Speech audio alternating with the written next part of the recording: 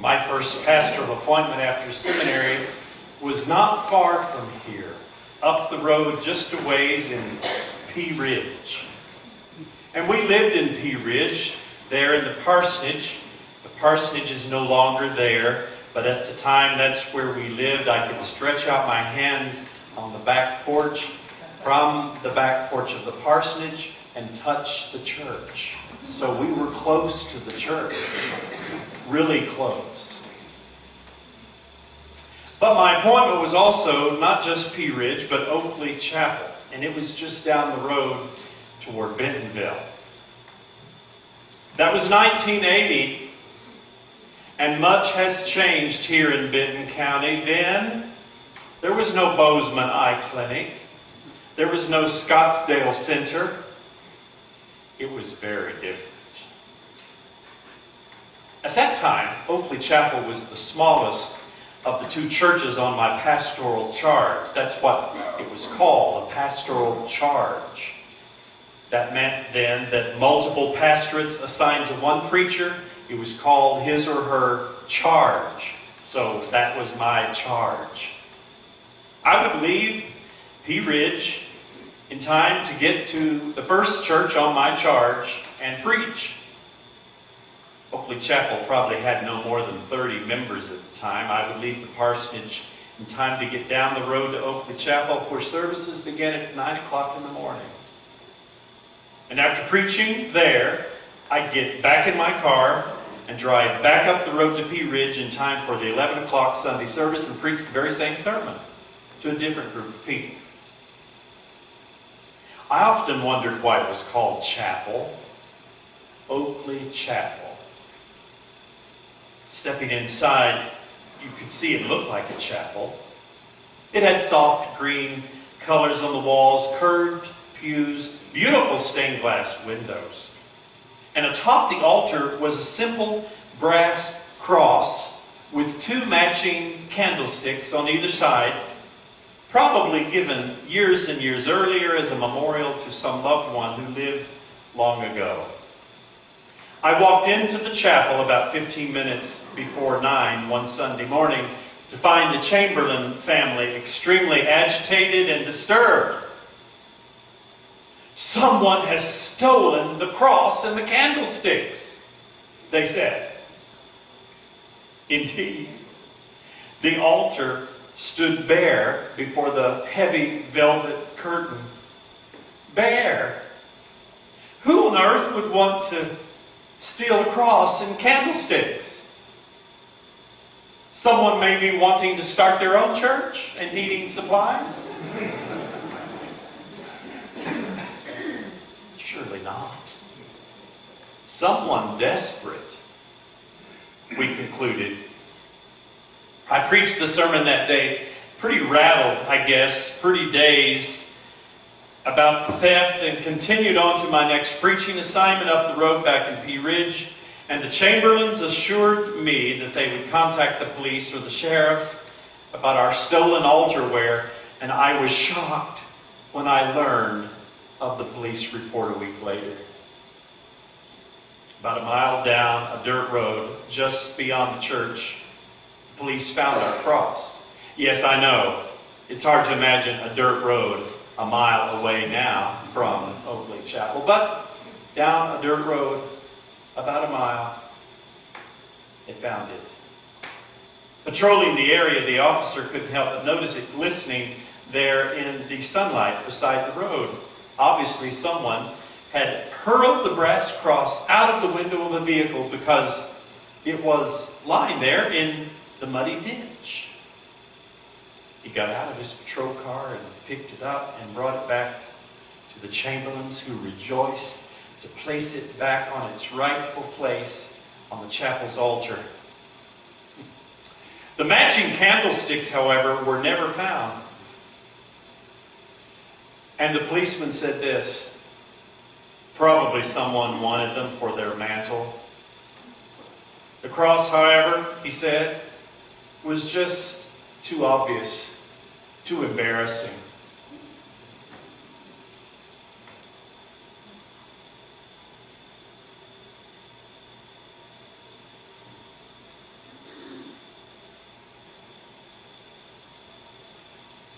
the ironic relevance of his comment has stayed with me these many, many years. Too embarrassing. And in just a few words, that police officer captured the meaning that I believe the Apostle Paul wanted to convey to the Corinthians about the foolishness, the scandalous of the cross. Paul writes to the Corinthians in chapter 1, "For the message about the cross is foolishness to those who are perishing, but to us who are being saved, it is the power of God." On the Corinthians' minds must have been several questions. Several. Number one, why did God choose to work through a crucified Savior and Messiah? Number two, how can such an event of desperation, the crucifixion, become an event of salvation? Number three, how can a moment of utter powerlessness be a display of divine power? Can you even imagine how those fussy, polarized Corinthian Christians dealt with questions like that? Yes, this was a fussy church. The Corinth church was. How could they struggle with those questions like that? Some in that church, preferring the stellar, delightful preaching of the great orator Apollos, might have been asking such questions as that.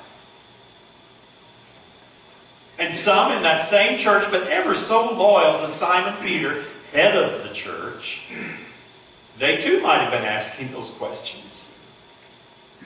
And still others, even outside the Corinthian congregation, so steeped in philosophy, might have been asking such questions. But Dr. Carl Holliday, professor at Emory University, suggests this. Listen carefully. Such questions posed as if God must be defended in the court of human wisdom are the beginning of unbridled arrogance. The text for today from the latter part of that same first letter in the first chapter is Paul's answer to these terribly difficult questions. He asks, I'll read it again, Joe.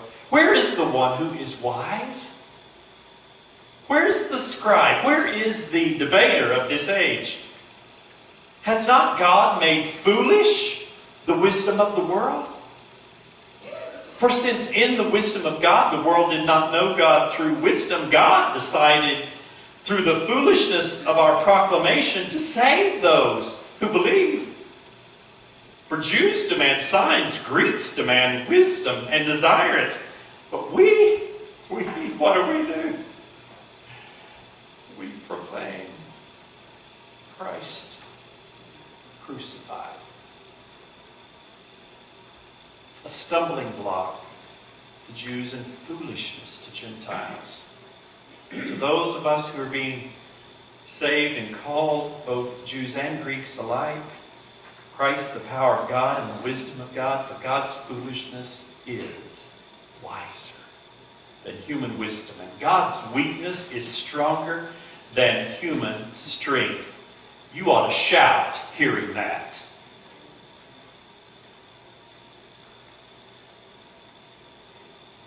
The cross is best understood, Paul insists, when it is properly experienced. Do you get that? It's best understood when it's experienced. Have you experienced the cross?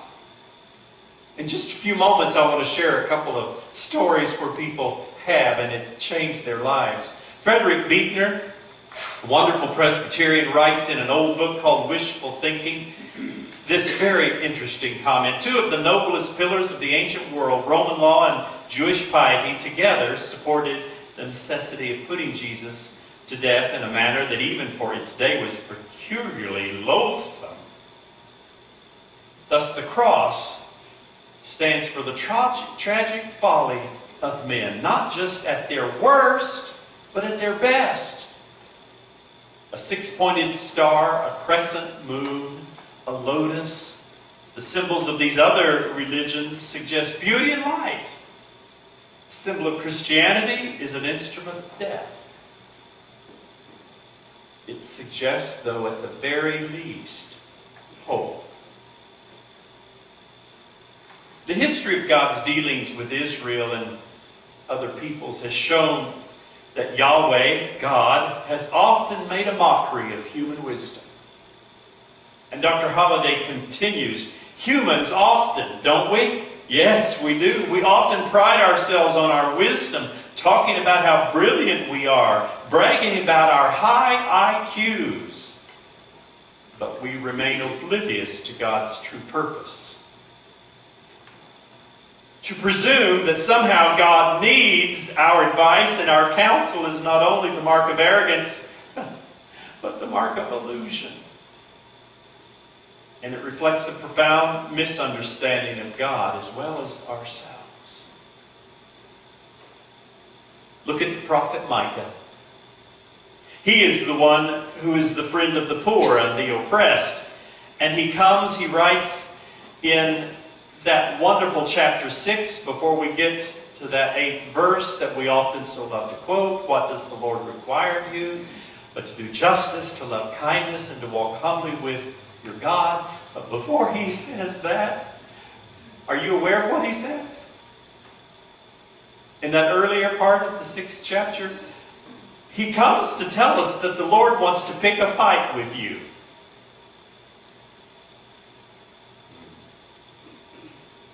The Lord has a controversy with the people, and the controversy has to do with what the Lord requires.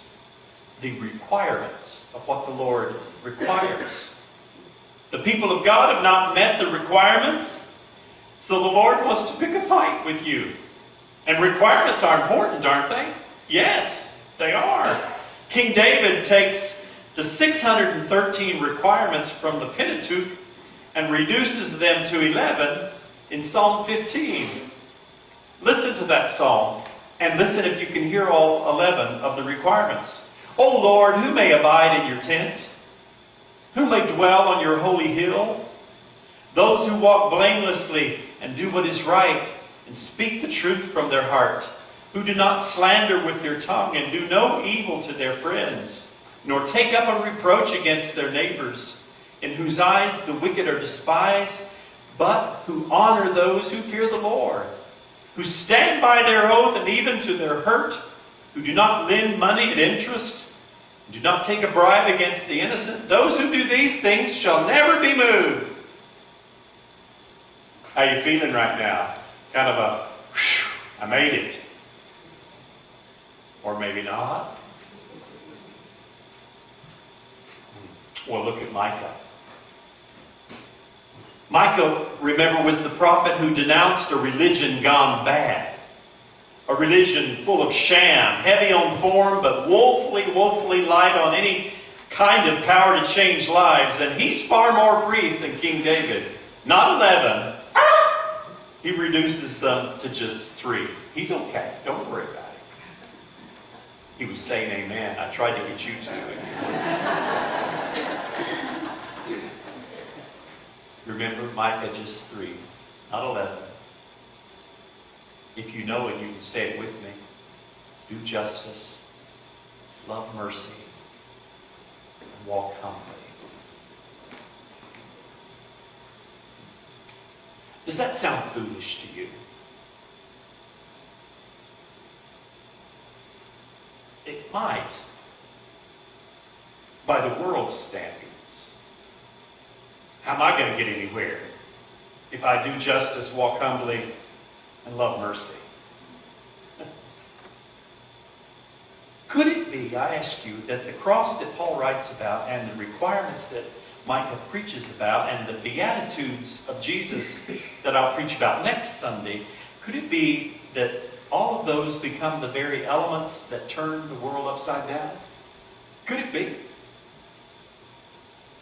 Yes, could it be that at the very heart of Christianity is the power of the cross, which the world merely sees as foolishness, something to toss out the window into the muddy ditch as we roar off to success and triumph, might be.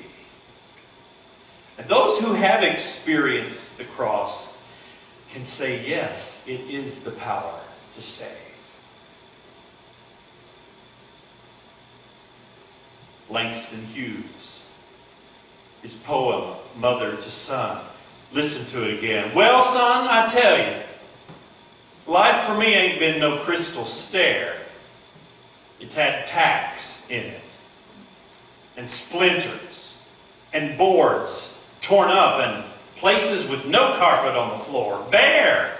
But all the time I've been a-climbing on, and reaching landings, and turning corners, and sometimes going in the dark, where there ain't been no light. So boy, don't you turn back. Don't you sit down on the steps, 'cause you finds it's kind of hard. Don't you fall now, for I still going, honey. I still climbing, and life for me ain't been no crystal stair. Experiencing the cross. Still others can sing about it. Fanny Crosby, though she was blind, she could sing about it. And what was it she sang? Jesus, keep me near the cross. There a precious fountain, free to all a healing stream that flows from Calvary's mountain.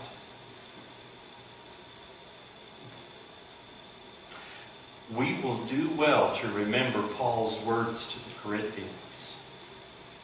God's foolishness is wiser than human wisdom, and God's weakness is stronger than human strength.